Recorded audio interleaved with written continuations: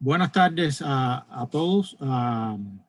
Estamos hoy aquí con el programa de supervisores de trabajadores agrícolas, ofreciendo una actualización acerca de el COVID-19.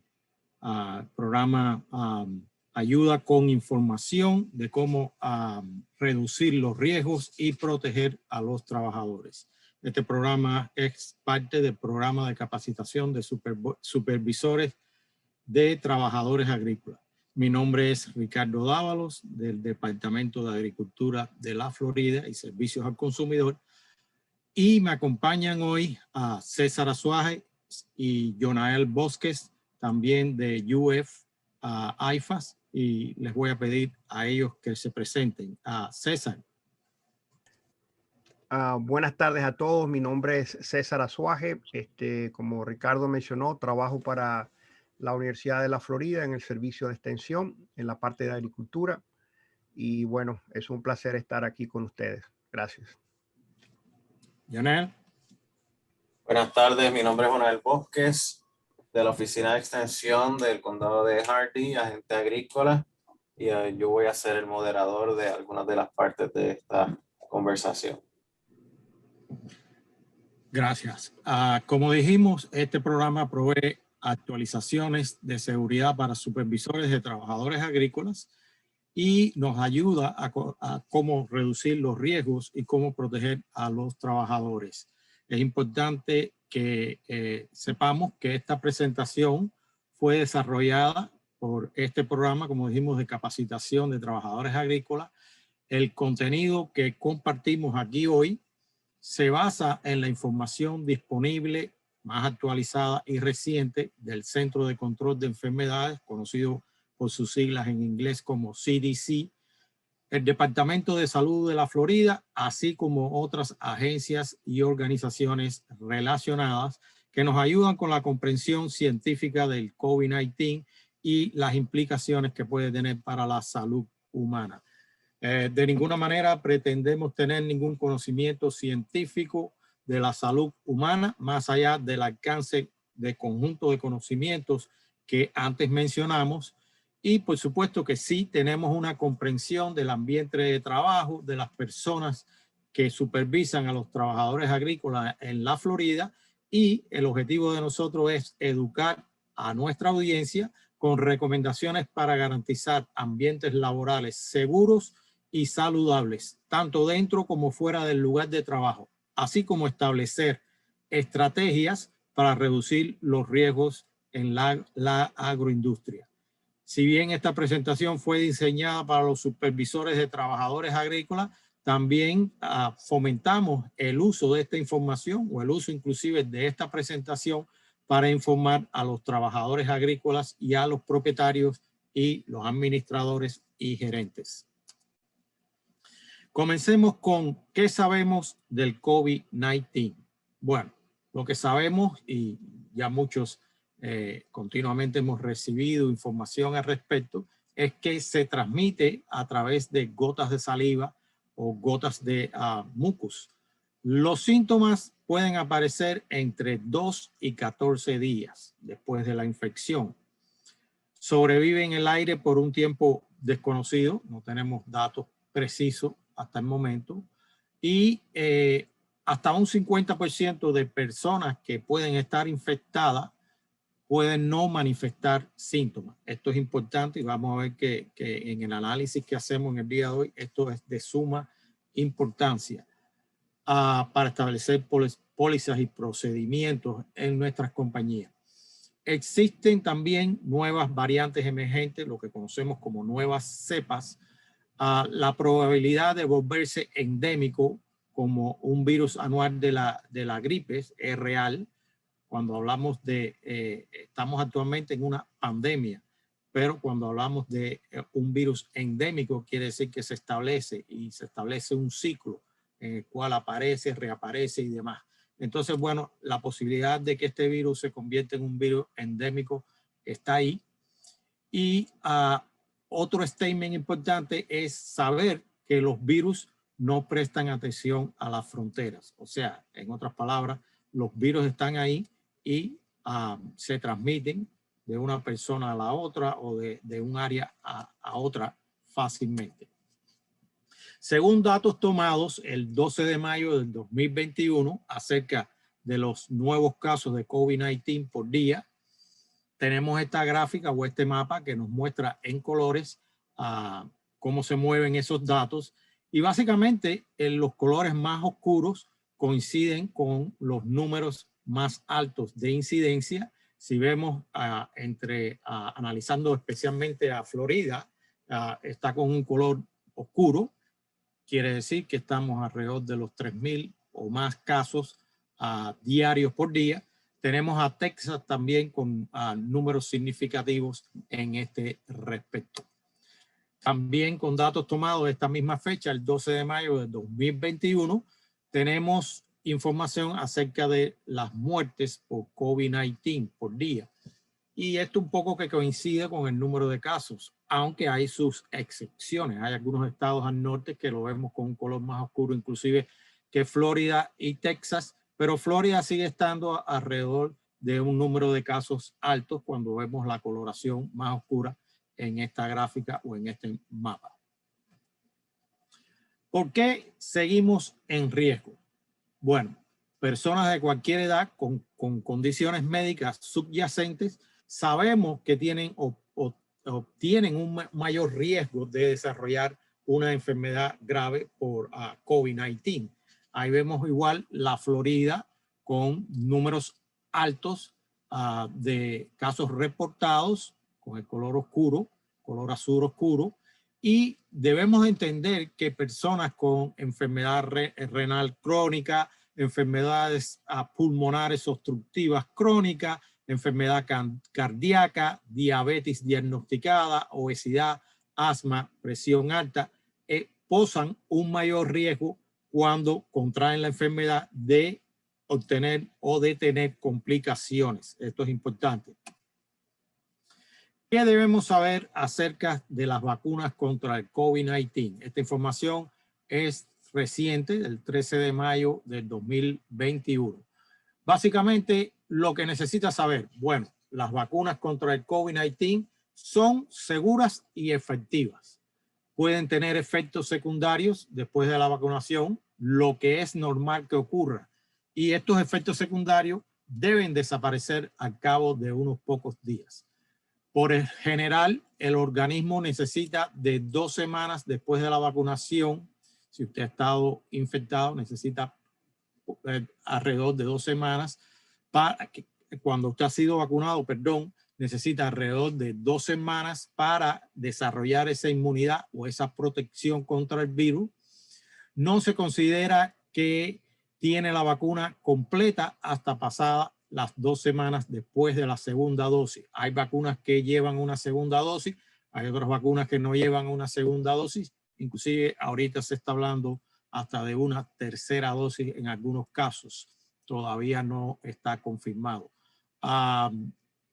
Pero sí es importante que usted mantenga en mente que usted desarrolla la inmunidad plena hasta después de 2 semanas de completada el número de dosis que necesita tener.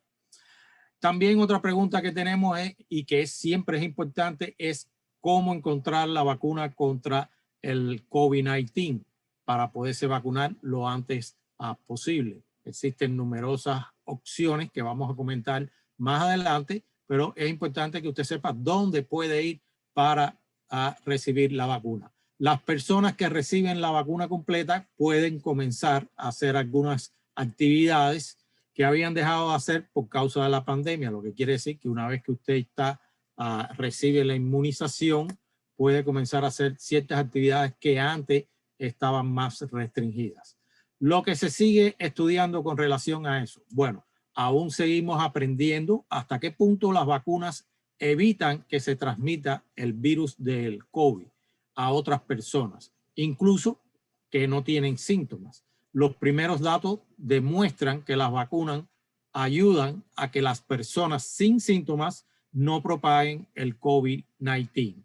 Se sigue estudiando cuánto dura esta protección en las personas y también se continúa estudiando ¿Cuántas personas deben estar vacunadas con la vacuna del COVID para poder considerar la población con inmunidad total en la población, lo que se llama herd immunity en inglés, que es inmunidad en la comunidad?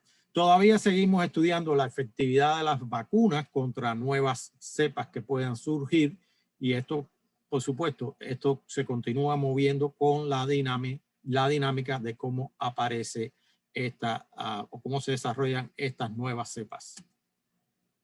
Ahora vamos a pasar a ver un video del doctor Mike Lausardo de la Universidad de la Florida, UF Health, que nos va a hablar de algunos mitos con relación a la vacuna y a su experiencia como profesional en este campo. Nael.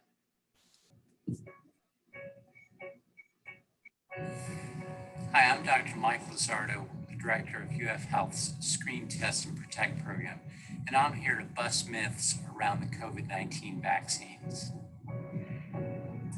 El primer mito que él va a discutir lee lo siguiente: los casos de personas vacunadas sufriendo del COVID-19 han aumentado la cantidad de personas infectadas y hospitalizadas. Y voy a ir leyendo estas preguntas y usted tiene el caption aquí debajo para que usted pueda entonces seguir leyendo lo que él está diciendo en español mientras él lo está hablando en inglés.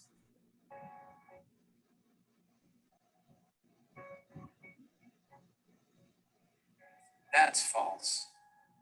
The COVID-19 vaccines are extremely effective in preventing COVID-19 illness and any symptoms at all from COVID-19. They're even more effective in preventing serious illness that might result in hospitalization or death. So therefore, this statement is false. El próximo mito lee: los casos de muerte por COVID-19 en personas vacunadas son más altos que en personas no vacunadas.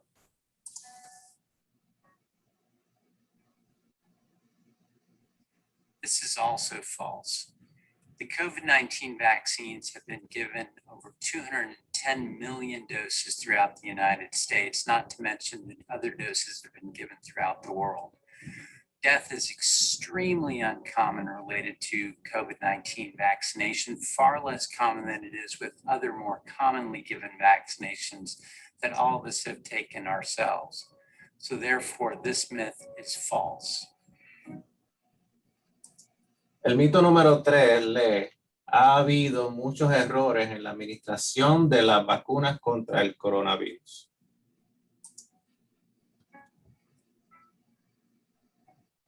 This is false. There have not been a lot of errors with vaccine administration. Through our team alone, we've given over 50,000 doses, and more than 110,000 doses have been given in Alachua County, with extremely rare circumstances where there was a mistake of any kind that was able to be detected, far less than what you would see with other vaccinations. El mito número 4 dice: si yo tuve COVID-19, no necesito vacunarme. Although having had COVID and getting that infection naturally will provide you some immunity and protection, there's a growing body of evidence that shows that the immunity that you get from getting vaccinated provides far greater an immune response that's more protective. It's important to keep that in mind because many people who think that because they've been infected, they don't pose risk to others and that they themselves are going to be safe, need to keep in mind that it's not clear that they don't pose risk to others and that they may have mild illness and still spread it to one of their loved ones who may be more vulnerable. For that reason, the CDC and our team also recommends that people get vaccinated at least 2 weeks after they've recovered from COVID infection, or even if they've had a remote experience with COVID, to go ahead and get vaccinated and complete the series. El último mito, léelos así. Las vacunas contra el coronavirus o el COVID-19 son experimentales y no hay data concluyente que compruebe su efectividad.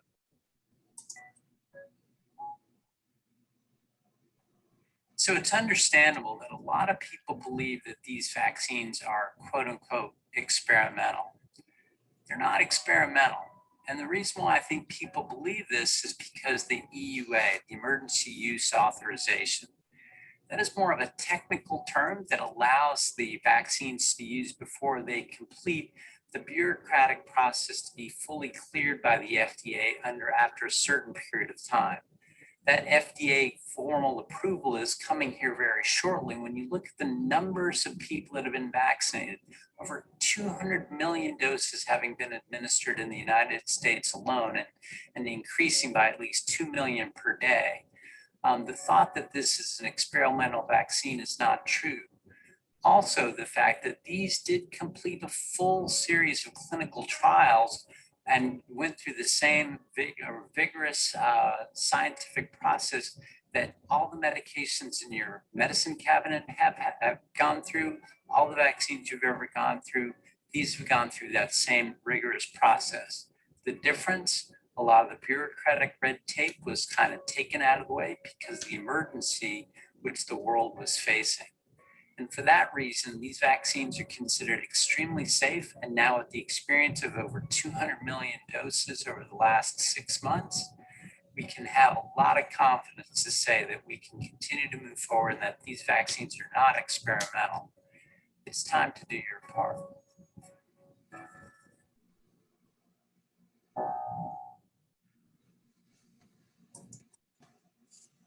Ok, muchas gracias, Jonael. Ahora pasamos a presentar cómo se comporta el porcentaje de población con 2 dosis de vacunación. Aquí esta información es captada el 12 de mayo del 2021 y igual tenemos esta gráfica o este mapa con diferentes colores. Si vemos Florida, podemos ver que más o menos estamos un poquitico más allá, entre el 30 y 40% por el color que tenemos, de personas que han recibido 2 dosis de vacunas o más. Lo que sabemos sobre las vacunas del COVID-19, bueno, tenemos aquí un ejemplo de algunas actividades al aire libre. En su parte izquierda de la gráfica van a ver personas no vacunadas, en la parte derecha personas con la vacuna. Si observamos a la parte derecha, las personas con la vacuna están en verde, su mayoría, por no decir todas ellas, sin la máscara puesta, lo que quiere decir que usted puede caminar, correr, andar en bicicleta al aire libre, asistir a una reunión al aire libre, asistir a una reunión con pocas personas al aire libre que tengan la vacuna completa, comer en un restaurante, asistir a un evento al aire libre con mucha ocurrencia, a un desfile, a un evento, y usted necesariamente, de acuerdo a las indicaciones o a las nuevas indicaciones del CDC, no tiene que tener su máscara puesta necesariamente. Ahora, cuando vamos a la columna de la izquierda, donde tenemos a las personas no vacunadas, vemos como si ciertas actividades pudieran realizarse sin tener la máscara puesta, pero ya cuando hablamos de asistir a una reunión al aire libre con personas, algunas que tengan la vacuna o otras que no tengan vacunada, el CDC recomienda como lo más seguro tener puesta la máscara. Comer en un restaurante, interactuar con diferentes amigos de diferentes hogares o diferentes lugares, la máscara puesta, y asistir a un evento al aire libre totalmente prohibitivo solo con la máscara puesta. De igualmente, aquí tenemos una gráfica con información del CDC de acuerdo al 13 de mayo del 2021, que igualmente a la parte derecha pone toda una serie de actividades que se pueden hacer en lugares cerrados o en interiores y actividades que pudiera hacerse con máscara o sin máscara en dependencia de la vacunación. En la mano derecha, como dijimos, corresponde a las personas vacunadas y vemos que desde arriba hasta abajo está con el color verde, lo que indica que usted puede hacer estas actividades de acuerdo a las recomendaciones del CDC sin la máscara una vez que usted ha recibido la vacuna, como ir a la peluquería, ir a un centro comercial, ir a un cine cerrado, en fin, cantar, comer en un restaurante, etc. Ya cuando nos movemos a la columna de la izquierda, vemos cómo hay algunas actividades o casi todas las actividades para las personas que no están vacunadas en lugares cerrados se mantiene restrictiva con el uso de la máscara, como ir a la peluquería, un centro comercial, está en color amarillo, lo que quiere decir que usted debe tomar precauciones y básicamente estar en un cine, en un lugar cerrado, asistir a un servicio religioso con capacidad, con muchas personas y demás, a cantar, etcétera, ya lo restringe prácticamente a que hace necesario el uso de la máscara y tener altas precauciones una vez que porque usted o la persona no ha sido vacunada. Con esto terminamos esta primera sección y vamos a pasar a una segunda sección que habla del COVID-19, pero más específico en la agricultura o en la agroindustria. Y para ello le vamos a pedir a César Azuaje que nos ayude con esta sección. César. Ok, gracias Ricardo. Entonces vamos a continuar abordando ya directamente cómo ha afectado esto en la agricultura. Comenzamos dando unos relatos que ha afectado a miembros de nuestra comunidad agrícola en la Florida, como es el caso del señor Fred García, jefe de grupo. Él empezó a tener síntomas de gripe en la noche, se sentía bien durante el día, sudores, comenzó a tener fiebre, estuvo en el hospital por 2 días. Durante el fin de semana empeoró, se complicó con neumonía. Volvió al hospital durante 5 días más. Continuó con dolores de cabeza sin parar durante 15 días. Aproximadamente 30 días después, todavía no estoy bien. Esas son palabras textuales de Fred. El pecho se le apretaba, no podía respirar bien. Y él dice que de 3 a 4 días es lo que demora para poder recuperarse por cada día que está enfermo. Y el mensaje final de él fue el siguiente: mantente a salvo, mantén la distancia, usa máscaras y tómalo en serio, porque es lo que es. La otro caso es de Joe Izaguirre, que descanse en paz. Esta persona falleció, era jefe de grupo, hombre práctico que ponía su esfuerzo en lo que hacía para ahorrar dinero. Tenía 2 autobuses, uno de ellos, el cual él lo manejaba personalmente. En su último día de trabajo, antes de las vacaciones, parecía muy cansado. El 19 de mayo se enfermó con síntomas como la gripe. Se hizo la prueba y resultó positivo. El martes, 24 horas después, no podía respirar, ¿verdad? La esposa lo llevó al hospital y la semana siguiente fue transportado a Orlando y el 5 de junio falleció en solo 17 días. Un hecho bastante lamentable. Joe era una persona muy activa, familiar, un hombre joven, luchaba por su familia. Era su último día de trabajo antes de irse a disfrutar de sus vacaciones de verano. En vez de eso, tuve que llevarlo al hospital. Aquí está relatando la esposa de Joe Izaguirre. Ya nunca más lo veré entrar por la puerta de nuestra casa. Ya nunca más oiré sus palabras. Que diga, no te preocupes, que todo va a estar bien. Perdí a la persona que más quería al ser la persona que suponía que iba a envejecer conmigo. Sus hijos tampoco pudieron tener o despedirse por última vez. Entonces, casos lamentables producidos por el COVID-19. Vamos a ver ahora los riesgos de exposición entre los trabajadores agrícolas y los factores fundamentales que afectan el riesgo del COVID-19. Uno es la distancia entre los trabajadores, la duración del contacto, si están cercas, y el tipo de contacto.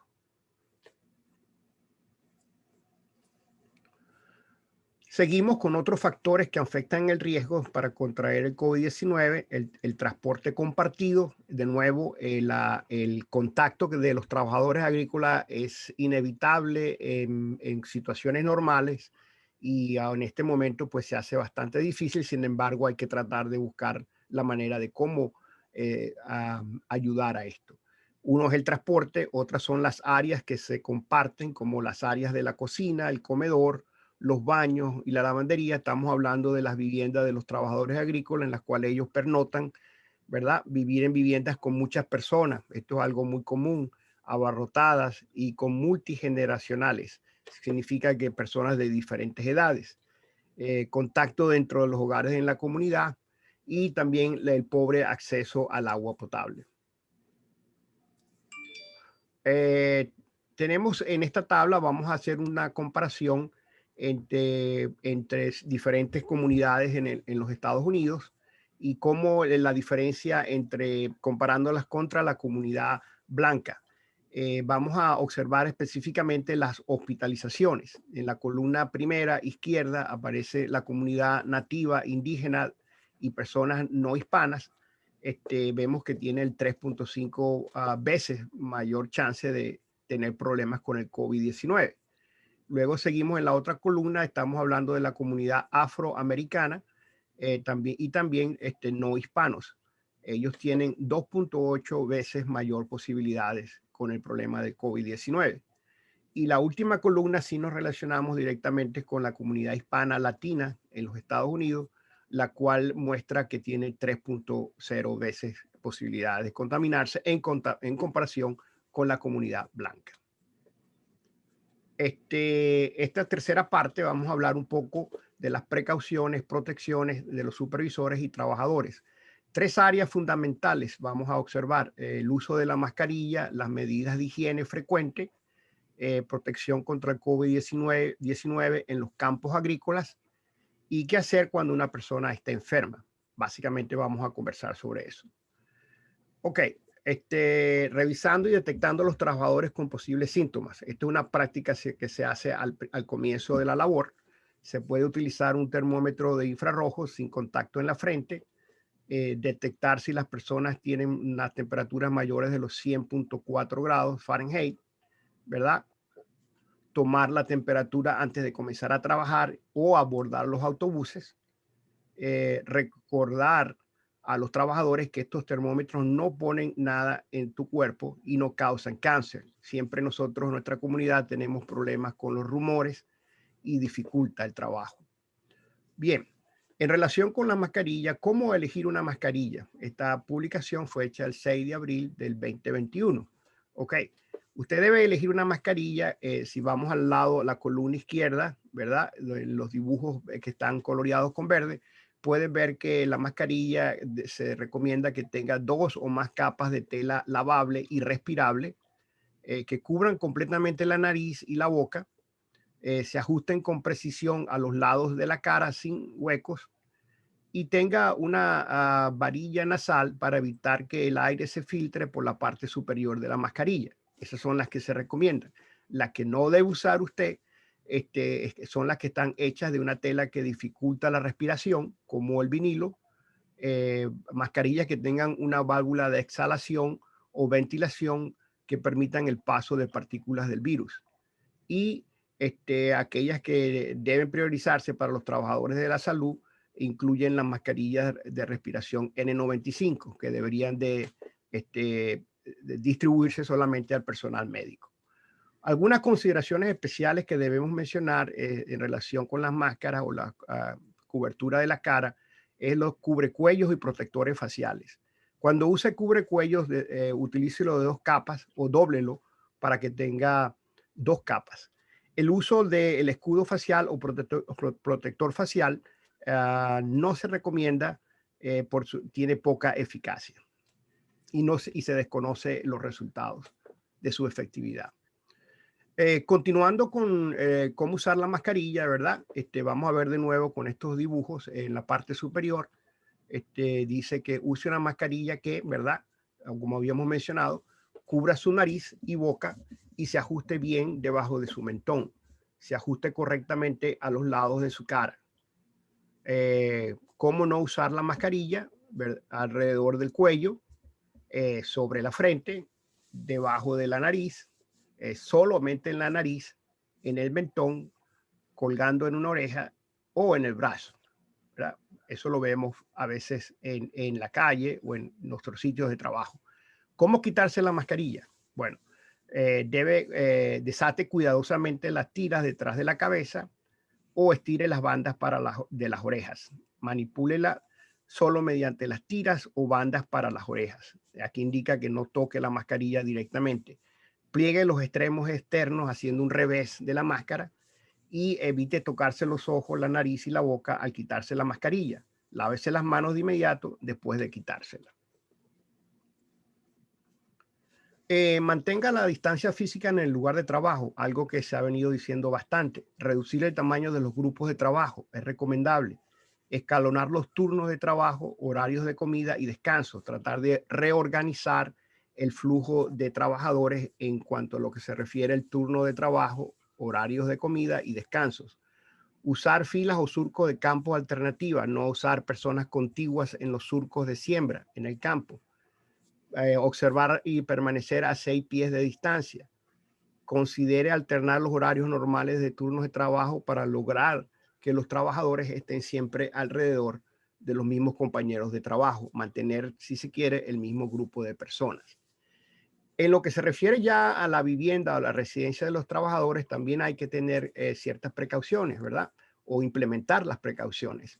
Reducir el número de personas o la densidad de las mismas, mantener las distancias, las camas deben estar separadas por lo menos algunos 6 pies de distancia, tratar de usar divisiones si es posible como cortinas u otras particiones entre las camas, mantenga la distancia al ver la televisión, cuando estén juntos, usar las máscaras, asegúrese de que predicadores y otras personas que no vivan en el lugar, que estén de visita, que estas personas deben de usar la máscara durante la visita.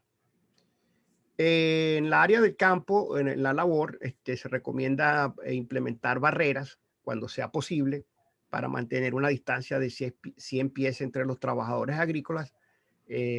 Siga las directrices de la CDC que sugieren instalación de escudos o barreras como plexiglas entre trabajadores agrícolas, instalación de barreras en baños, dormitorios compartidos y zonas de reunión social. Bueno, también podemos agregar esto en las estaciones de lavado de manos adicionales. Es muy importante. Aumente el número de estaciones de lavado de manos.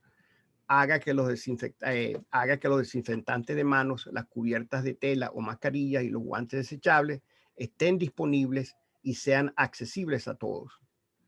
Dele a las personas más espacio que esto. Como ven en la foto inferior, están muy próximos. Entonces deberíamos organizar en ese momento que estén más separados. Zonas o áreas de cuarentena. Se recomienda acondicionar habitaciones separadas para trabajadores enfermos. Asegúrese de controlarlos y asegúrese de que los síntomas se traten. Proporcionar alimento y agua.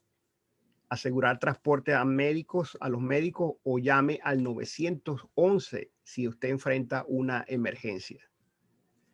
En la transportación, como todos ustedes saben, tenemos problemas de grupos de trabajadores en los autobuses o furgonetas del trabajo, ¿verdad? Se recomienda adicionar un acrílico o plástico protector detrás del asiento del chofer para proteger al chofer en la entrada y salida de los trabajadores. Organizar o en forma escalonada los asientos y una persona por asiento. Deben de usar máscaras todos los trabajadores durante el transporte. Desinfección diaria antes de que suban y después que bajen los trabajadores, controles de temperatura antes de subir al autobús y la ventilación es fundamental, mantener las ventanas abiertas. Socializar es algo que todos hacemos cuando socializamos, generalmente tomamos bebidas para adultos. Lo primero que debes hacer cuando estés tomando o socializando es mantener claro tu juicio y lo que tú haces, ¿verdad? Siéntese afuera en lugares abiertos al socializar, si es posible, mantenga su distancia. Si están juntos o cantando, mantenga la distancia. No compartan las bebidas como la cerveza, la comida y utensilios de cocina. Si se siente enfermo, ¿verdad? Considere hacerse la prueba. Hable con su supervisor, notifíquele. Seguir trabajando no vale tu vida ni la de otra persona. No hay nada, no hay vergüenza si usted está enfermo. La vergüenza sería si usted enferma a otros. No espere a que usted esté realmente enfermo en un caso crítico. No espere hasta que haya infectado a otros. Los remedios caseros, acuérdese, no funcionan con este virus. Sentirse mejor no significa que esté mejor. Los síntomas del COVID-19 pueden aparecer y desaparecer. Tenga mucho cuidado. Ok, con esto termino mi sección y gracias por su atención. Gracias, César. Entonces, vamos a continuar con la parte número 4, que consiste en el manejo de riesgos en el lugar de trabajo y algunas estrategias de mitigación. La primera pregunta que nos hacemos, y bueno, creo que es la razón por la que estamos hoy aquí recibiendo este entrenamiento, es ¿por qué mi negocio puede estar en riesgo? Y bueno, esta gráfica o este mapa nos puede ayudar a entender un poquito. Si vemos con el color azul, tenemos estados que tienen algunas leyes restrictivas acerca de reclamos legales que se pueden hacer con muertes o enfermedades que pueden ser adquiridas con relación al COVID-19. Entre ellos tenemos a la Florida. Ahora, si vemos, hay otros estados con otros colores que algunos tienen todavía o tienen propuesta legislación similar y otros no tienen ningún tipo de escudo o legislación que limite demandas por este tipo de incidentes. Lo que quiere decir que recuerden que usted como productor, usted produce su comodidad en Florida, pero puede que su producción se mueva a otros estados donde no existen estas protecciones y pudiera ser el vínculo para reclamos de este tipo. Por lo que tenemos que estar alerta y tenemos que conocer estas limitaciones y proveer todas las protecciones necesarias para evitar reclamos de este tipo. También es importante entender que aunque tenemos leyes estatales que nos proporcionan cierta protección, también existen leyes federales y agencias federales como la agencia OSHA que puede tener o tiene de hecho algunas regulaciones con relación al COVID-19. Recuerden que la Ley de Seguridad Ocupacional de 1970 requiere que todo empleador amparado por la ley proporcione a sus empleados un empleo y un lugar libres de peligros reconocidos. Esto es importante porque ya el COVID-19 fue reconocido por OSHA como una enfermedad reportable. Quiere decir que si usted tiene personas que han tenido el COVID-19 y han tenido que perder días de trabajo por mucho tiempo o han estado hospitalizados fundamentalmente, esto se convierte en una situación reportable bajo los estándares de OSHA. Entonces, con relación a esto, tenemos algunos ejemplos que hemos traído hoy aquí para que usted conozca de algunas empresas que han sido sancionadas con relación al COVID-19. Ahí tenemos una empresa agrícola en el estado de Washington, donde 2 trabajadores murieron a causa del COVID-19 y recibió una multa de más de $2 millones por violar repetidamente los procedimientos de seguridad para el virus del coronavirus. Y valga la redundancia. Es inaceptable optar por ignorar las reglas de salud y seguridad, dijo a la prensa Joel Sachs, director del Departamento de Trabajo e Industrias del Estado. Ahí tenemos la fuente y importante tener en mente que nos podemos ver involucrados en un litigio legal que, como todos sabemos, siempre es costoso para las empresas. También es importante saber que el Departamento de Labor, OSHA, a través de OSHA, el 29 de enero del 2021 implementó un programa de prevención en el lugar de trabajo. Estableció estas recomendaciones para las empresas. Y estas recomendaciones básicamente se cubren con estos tópicos. Hacer una evaluación de los riesgos, o sea, todas las empresas no son iguales, todos los lugares de trabajo no son iguales, y por lo tanto, usted necesita hacer una evaluación de los riesgos y qué áreas pudiesen ser más problemáticas. Establecer múltiples pasos para limitar la infección, o sea, establecer aquellos pasos o implementar pólizas y procedimientos para limitar la infección en caso de que se produzca. Mantener las personas infectadas o con potencial de infección, o sea, que pudieran haber estado en contacto con personas que sabemos que han dado positivo a la enfermedad en un momento determinado. Bueno, mantener a estas personas lejos del lugar de trabajo. También es importante que usted entienda que la ley protege a los trabajadores ante la retaliación o intimidación o represalias, lo que quiere decir que las personas tienen derecho a exigir un ambiente de trabajo saludable y a tener las protecciones necesarias en su lugar de trabajo. Y usted no puede tomar represalias por esa situación. También es importante que una vez que usted establezca esas pólizas o esos procedimientos, usted no hace nada con establecer eso y no informar o no pasar esa información a sus trabajadores. Y lógico, la mejor manera de pasarlo a los trabajadores es en un lenguaje que ellos puedan comprender, lo que quiere decir que en algunos casos usted va a necesitar poner esas pólizas y procedimientos en otros lenguajes que no sea necesariamente el inglés. Es importante informar esto en un lenguaje que sea entendible y que sea comprendido por los trabajadores. Estas básicamente son algunas o las más importantes guidelines que puso el Departamento de Labor con relación al COVID-19.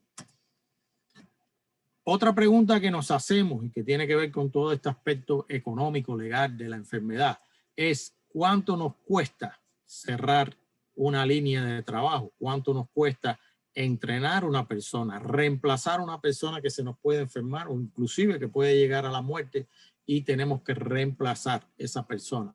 Bueno, por supuesto, los costos pueden ser muy relativos. Aquí tenemos una gráfica con diferentes colores. El color más oscuro ayuda a entender que los costos son mayores, por supuesto, pero lo importante que usted tiene que entender, el porciento que se pone aquí es alrededor de un 11%, y esto es en hortalizas solamente, como impacto directo a la producción.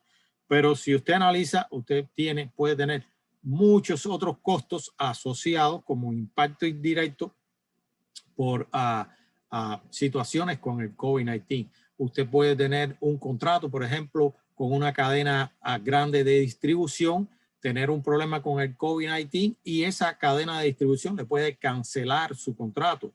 Y ahí estamos hablando de un impacto económico fuerte a su economía o a su distribución y demás. Hay muchos otros gastos que a lo mejor no están contemplados en esta gráfica, pero que son importantes a tener en cuenta también como posibles situaciones adicionales que se pueden presentar con relación al COVID-19. De ahí la importancia de documentar, mantener toda la información todo lo que se haga para prevenir, mitigar el COVID-19 nos puede dar las credenciales y las cartas de presentación para progresar o continuar con nuestro negocio. Aquí tenemos el bill pasado por la Cámara de Representantes, el HR 133 de asistencia por la pandemia para productores agrícolas. En el 2021, 97 millones se aseguraron como fondos para el programa para auxiliar a organizaciones que estén ayudando a trabajadores agrícolas con costos, por ejemplo, como para cubrir equipos de protección, vacunación, PPE y otros costos relacionados. Este proyecto es para financiar a agricultores, empresas alimentarias y otras entidades relevantes para cubrir los riesgos o para responder a los riesgos y la interrupción en la cadena de suministro. Puede cubrir gastos retroactivos hasta 6 meses. Es importante saber que las solicitudes vencerán el 11 de junio de 2021. Y bueno, aquí tenemos un número de contacto, Josh Johnson del Departamento de Agricultura, y en la pantalla está su número de contacto y su email, que pueden ayudar en presentar estos reclamos, las formas que necesita, qué información.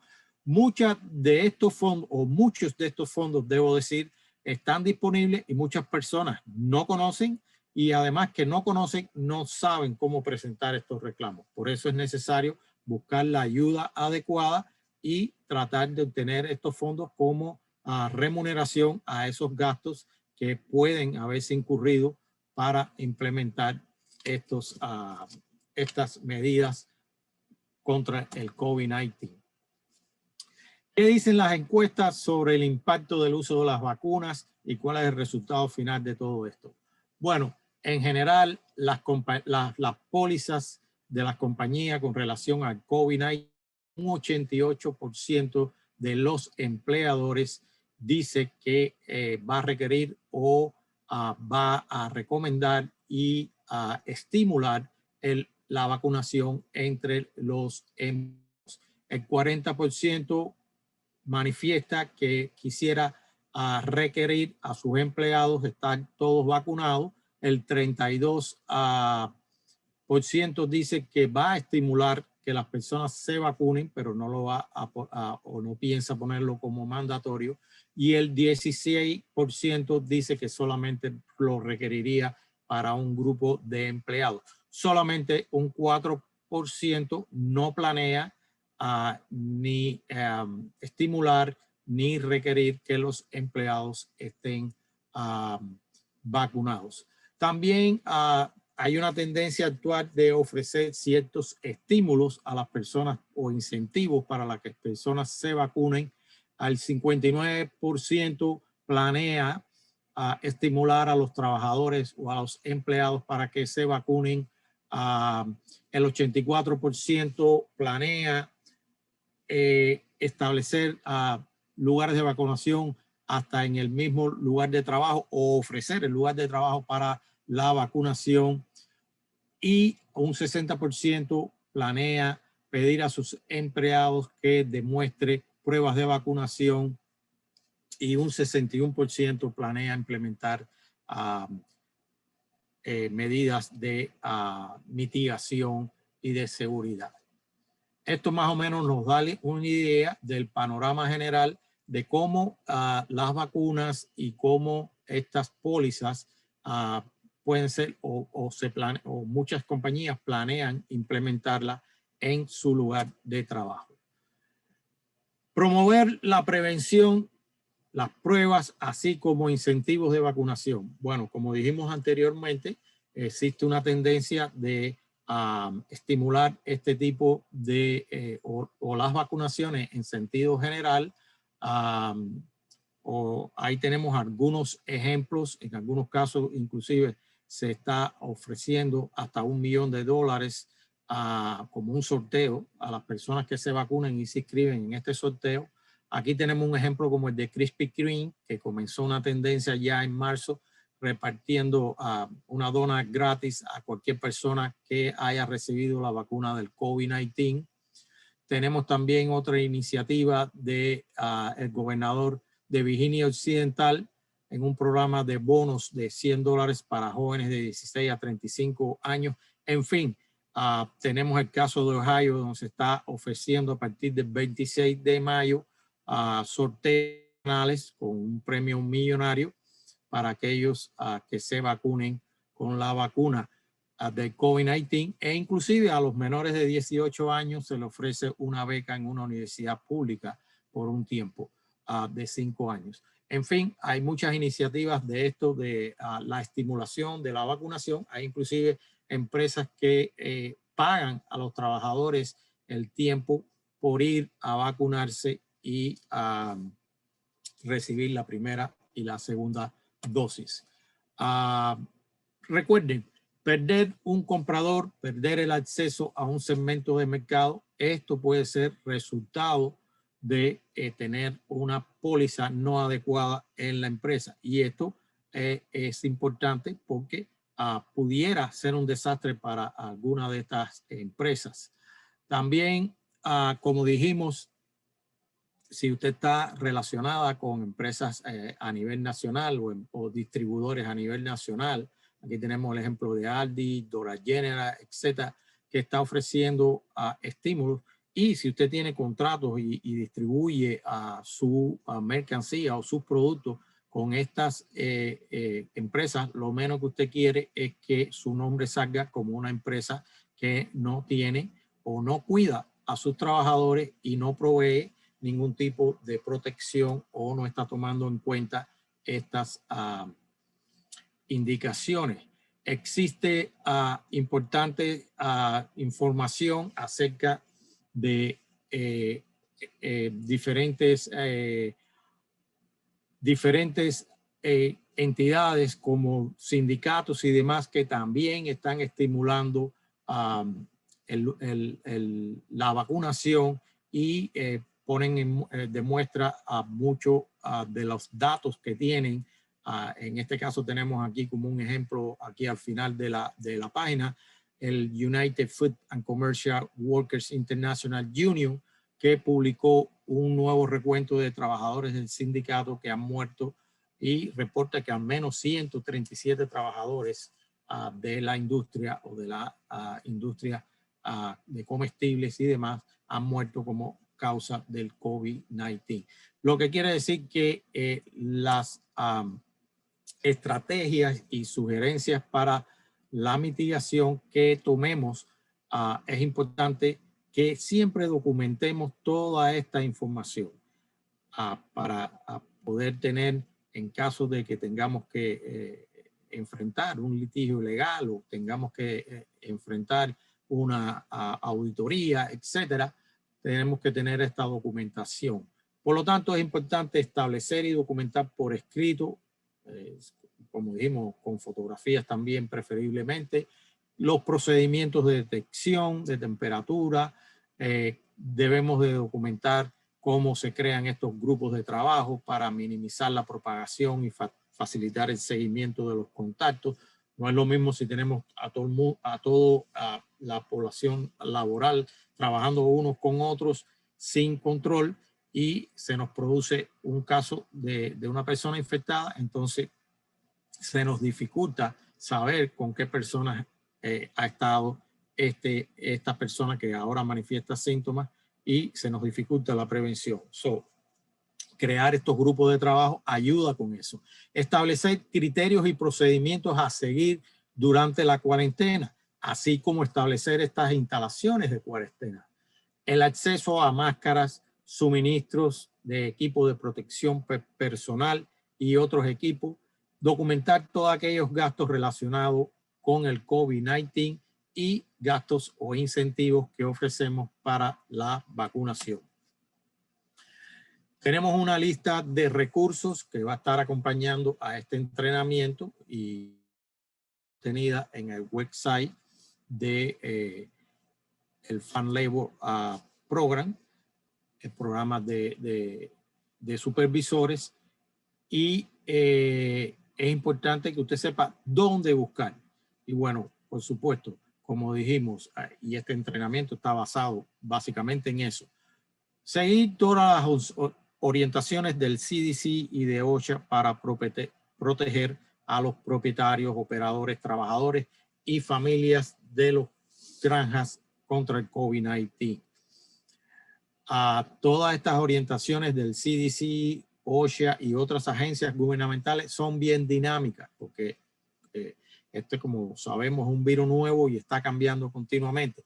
Por lo que se hace importante que continuamente estemos chequeando cuáles son las indicaciones, cuáles son las últimas disposiciones y ofrecer esta información a nuestros trabajadores en el idioma que ellos puedan comprender. En la mayoría en la Florida, los 3 idiomas más notables son el inglés, español y el criol o Haitian Creole, que son importantes en nuestro estado. El centro del sudeste, el centro del sudeste de la Florida también tiene información. Ahí tenemos el website. También tenemos como otros recursos el Departamento de Salud, tanto estatal como local, la Universidad de la Florida y el Servicio de Extensión también como una fuente importante para información, y por supuesto el Departamento de Agricultura y Servicios al Consumidor en el caso de la Florida, o el Departamento de Agricultura en general para otros estados. Y bueno, para terminar hoy, vamos a terminar con este eslogan que dice prácticamente así: juntos sí podemos. So, cuídate para frenar al COVID-19, básicamente. Entonces, con eso queremos terminar. Espero que esta información le haya servido y lo ayude a orientarse en cómo implementar pólizas y procedimientos en los lugares de trabajo que puedan ayudar en un futuro a prevenir y mitigar la pandemia de coronavirus o de COVID-19. Con esto, aquí tenemos el grupo de personas participantes en el proyecto, aunque existen otras personas participantes igualmente que no están listados. Este es un proyecto colectivo del Farm Labor Supervisor Training Program que ya tuvo una primera sección hace unos meses atrás cuando comenzó la pandemia. Hoy estamos haciendo este update y estamos planeando también en un futuro, cuando la mayoría de los trabajadores agrícolas regresan a Florida, tener otro update a la fecha, alrededor del fall, o sea, del otoño, para continuar proveyéndole información con relación a este tema.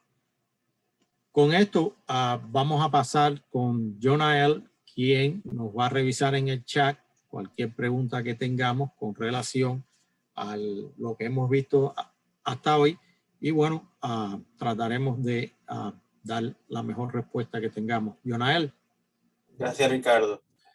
Tenemos unas cuantas preguntas aquí escritas. Y si alguna de las personas en el programa tiene preguntas, por favor póngalas en el chat para añadirle a la conversación que vamos a tener. La primera pregunta que le tengo para las dos partes, para César y para Ricardo, es ¿qué se puede hacer o qué pueden hacer los empleadores para mejorar la adopción de las vacunas en sus empleados agrícolas? César.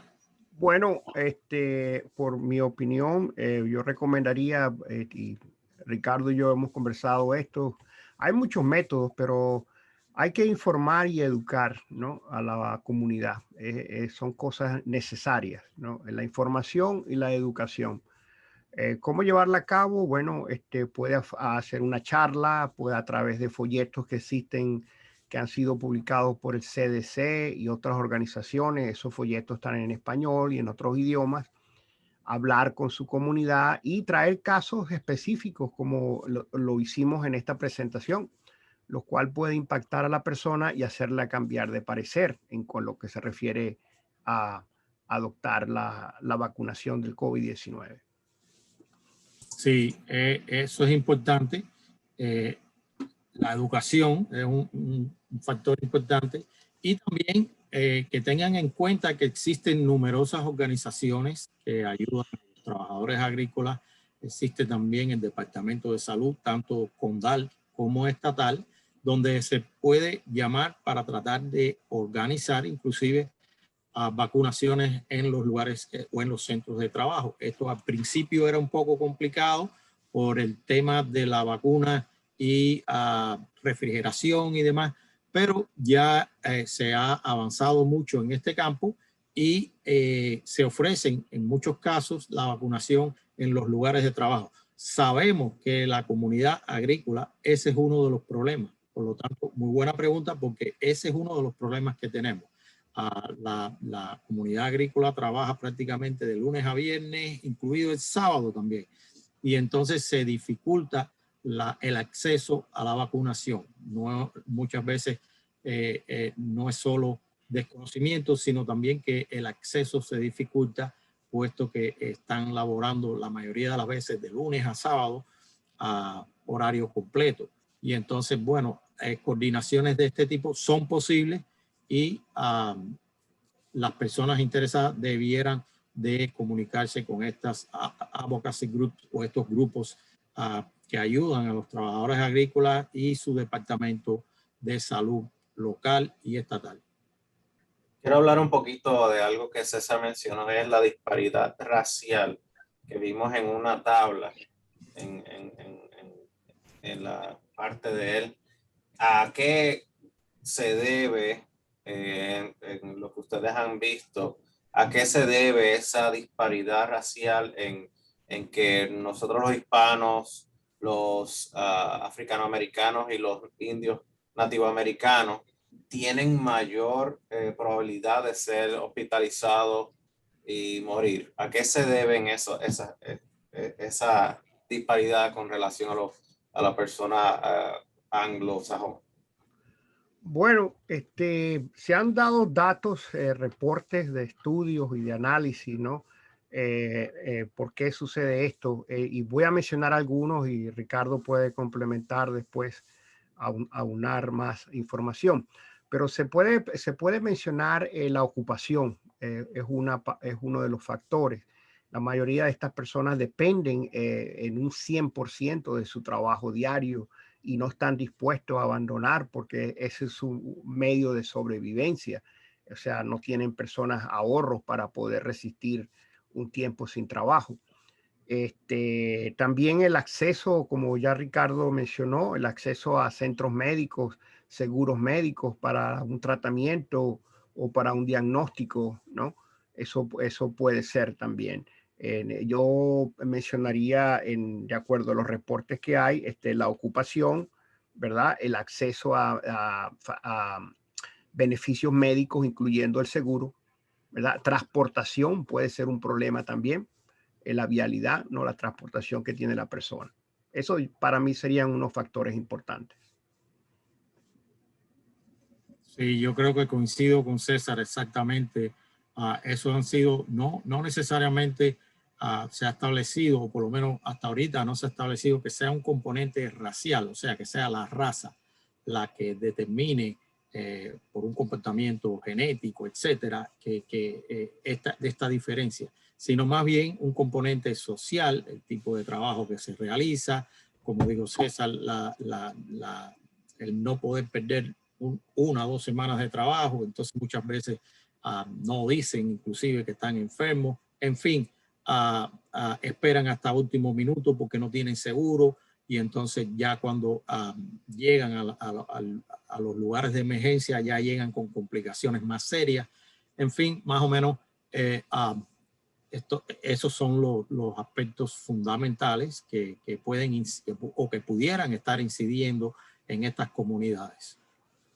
Tengo otra pregunta por aquí que la han hecho en otras ocasiones participantes. Los trabajadores, en referente a los trabajadores agrícolas, trabajadores H2A y pues trabajadores regulares, el empleador, el patrono, puede exigirle, puede obligar contractualmente, puede exigirle a sus empleados que se vacunen? ¿Esto es legal? Bueno, hemos discutido eso también y como la presentación también hemos informado que esto es una situación que es un proceso dinámico que cambia rápidamente de acuerdo a las situaciones que existan en cuanto al contagio de enfermedades. Actualmente, cada empresa elige sus requisitos, ¿no? Tengo entendido que hay estados que son más fuertes que otros, en los cuales no permiten que sea mandatorio la vacunación.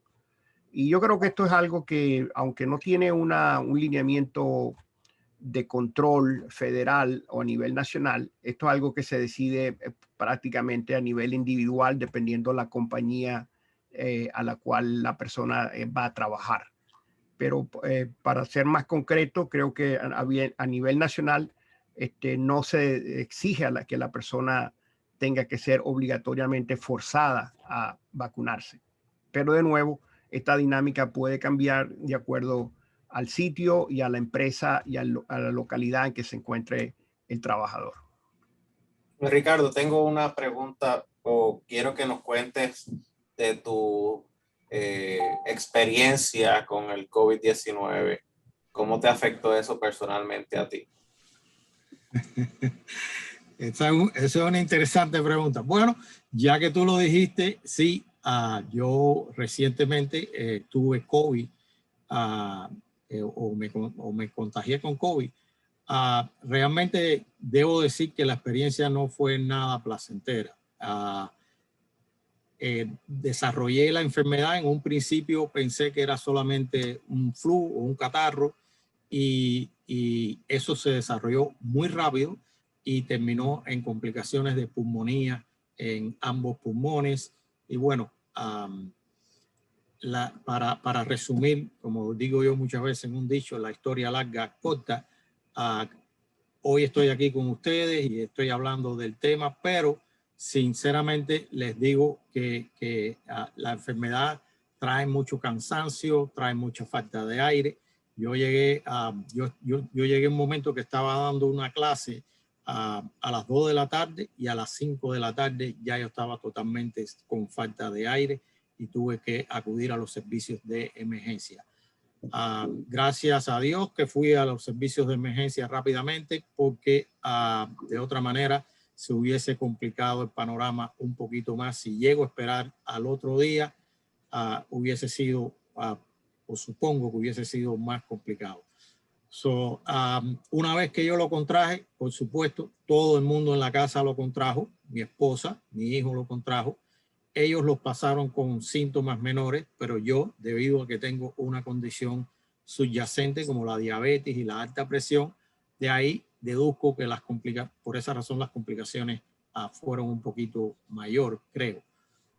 Ya hoy estamos bien, puedo decir que bien, siempre quedan sus secuelas por aquí y por allá, pero nos estamos recuperando y bueno, espero que sirva para otras personas a entender de que eso, el coronavirus, lo podemos adquirir en cualquier sitio. Yo mantengo y mantenía y mantengo un protocolo bastante cuidadoso con relación a la enfermedad. Continúo con mi máscara y demás, pero desafortunadamente a veces no sabemos dónde lo vamos a contraer, cómo lo vamos a contraer y no sabemos cómo se nos va a desarrollar en nuestro cuerpo o en los cuerpos de nuestros familiares.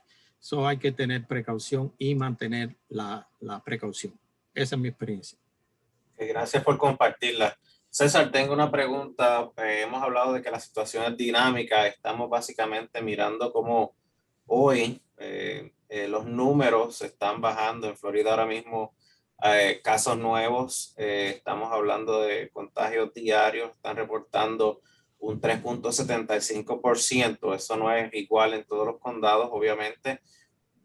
Quiero hablar un poquito de las personas asintomáticas y el uso de termómetros en la finca cuando estamos transportando empleados, basado en lo que se compartió y en lo que tú has visto de las guías del CDC, esa práctica debe de ser continuada en la finca? Bueno, yo me basaría mucho en el lineamiento del CDC. Todavía los lineamientos generales y las advertencias es todavía mantener un estado de precaución y prevención. En los casos específicos de cada empresa, no sabemos quién está vacunado o quién vino vacunado, ¿no? Hay mucha confusión en eso, si se puede exigir a la persona que presente un certificado de vacunación. Y mientras eso no se aclare, pienso que el país y las recomendaciones nacionales seguirán siendo prevenir, ¿no? Para evitar un contagio en una área determinada. Entonces pienso que sí, pienso que eso se va a mantener aún hasta que la dirección nacional especifique que no es necesario o otra cosa al respecto. Sí, yo creo con relación a ese tópico del uso del termómetro, que la pregunta viene mucho también porque hay muchas personas que son asintomáticas. Y bueno, por ejemplo, ahí tenemos el caso de mi esposa y mi hijo. Ellos nunca tuvieron fiebre, ellos nunca tuvieron otros síntomas más allá de un poco de cansancio. Lo que quiere decir que el uso de termómetros no quiere decir que sea 100% infalible. O sea que solamente con el uso de termómetros podemos garantizar la seguridad. Yo creo que es más o menos por ahí la interpretación que debemos hacer. Ahora bien, el uso de termómetros en muchos casos sí puede prevenir, sí puede nos puede servir como un indicador. Bueno, hay una persona con temperatura alta, vamos a ver cuál es la situación que tiene. ¿Ve? Y entonces de esa manera el uso de termómetros puede ayudar a mitigar los casos que a lo mejor llegan a desarrollar fiebre o elevación de la temperatura corporal. Entonces, de esa manera lo podemos ver como una práctica positiva. Quiero terminar exhortándole a la gente que vaya al link que tenemos en el chat, perdón, al link que tenemos en el chat, donde nos va a llevar a la evaluación del programa. Me gustaría capturar la opinión de ustedes de este entrenamiento, y también los quiero dirigir a la página de Facebook del grupo. Es www.facebook.com/Florida o FL, perdón, ST Training 15.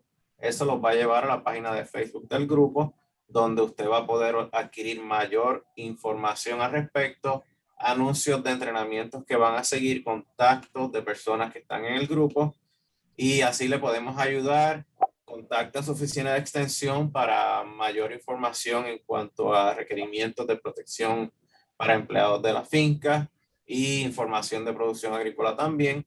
Y nada, con esto quiero cerrar el programa dándole las gracias a ustedes por su excelente trabajo educando a las personas en la conversación hoy y también a aquellas personas que van a ver esto desde un video pregrabado.